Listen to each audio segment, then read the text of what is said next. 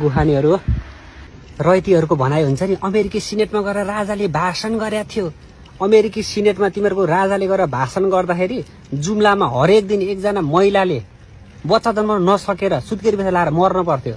दैलेख र जाजरकोटमा झाडापहर लाएर मरेका मान्छेहरूको काठमाडौँमा खबर आउन 2 हप्ता लाग्थ्यो तिमीहरूको राजाको पालामा।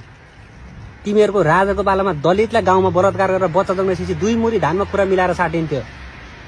तिमीहरूको राजाको पालामा अस्तिसम्म मैले थाहा पाउँदासम्म गाउँका मान्छेहरूको जीवनस्तर कस्तो थियो। बाँदर लड्ने भिड हुन्थ्यो गाउँका हरेक चाहिँ गोरेटोहरू हिँड्न नसक्ने हुन्थ्यो। तिमीहरूको राजाको पालाभन्दा अहिले धेरै राम्रो भएको छ हो। रैतीहरूले सोचेको जस्तो अमेरिका युरोप जस्तो नभएको हो। रैतीहरूको एउटा तर्क हुन्छ नि बेलायतमा राजा छ, स्पेनमा राजा छ, नेपालमा पनि थियो नि रैती हो। तिमीहरूको सरदारले तस्करी गरेर सकेको किन बनाएन त त्यति बेला? भ्रष्टाचार भयो, नेताहरूले भ्रष्टाचार गर्यो। तिमीहरूका राजाको पालामा त्योभन्दा बढी भ्रष्टाचार भएको थियो।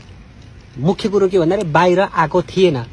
राजाका भान्जा, आफन्त, दाजुभाइ, मामा माइजू सबै मिलेर खाएका थिए। त्यो खबर पत्र पत्रिकामा समाचारमा आउँदैन थियो। मिडिया कम थिए।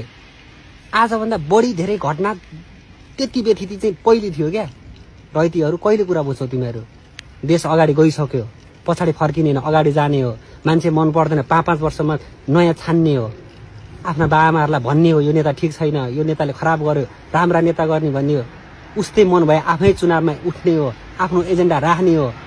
अनि पो देश भन्छ। बेरोजगारहरू जिन्दाबाद र मुर्दाबाद भन्दा अब गाउँमा चाहिँ जागा जमिन सबै बाँझा छन्। पुरै बाँझाले चाहिँ कब्जा गरिसक्यो। गरान आलु खेती गराओ, काँती खेती गराओ, फलफुल रोपाओ। विदेश जाने मान्छे विदेश जान पाएका छन्। विदेश गएर के हुन्छ? अहिले मात्र गएको विदेश, पहिले पनि गएको थियो विदेश। भारतमा सडक पेटीमा गएर चाहिँ नि कोदाले खन्ने काम चाहिँ अहिले पनि नेपालीहरूले गरिरहेको छन्। अहिलेबाट जान थाल्यो नेपालीहरू बाहिर। अहिले धेरै गए, राम्रा देश गयो, तिमीहरूलाई नेत्र बलेको। तिमीहरूको राजाको पालामा पासपोर्ट बनाउनलाई आफ्नै देशको नागरिकलाई 70-100 चोटि चाहिँ चेक गरेर 1 वर्ष लगाएर पासपोर्ट दिइन्थ्यो। ठुल्ठुला साम्राज्य के हुन्छ त्यो दलालहरू मात्र चाहिँ नि धनीहरू उद्योगपतिहरू मात्र विदेशमा पढ्न जान पाउँथ्यो। आज कम्तीमा ऋण गरेर भए पनि तिम्रा हाम्रा दाजुभाइहरू, तिम्रा हाम्रा छोराछोरीहरू चाहिँ विदेश जान पाछन्, पढ्न पाछन्। गर्व गराओ, खुसी बनाओ। राजा आएपछि देश सर्लक्कै हुन्छ।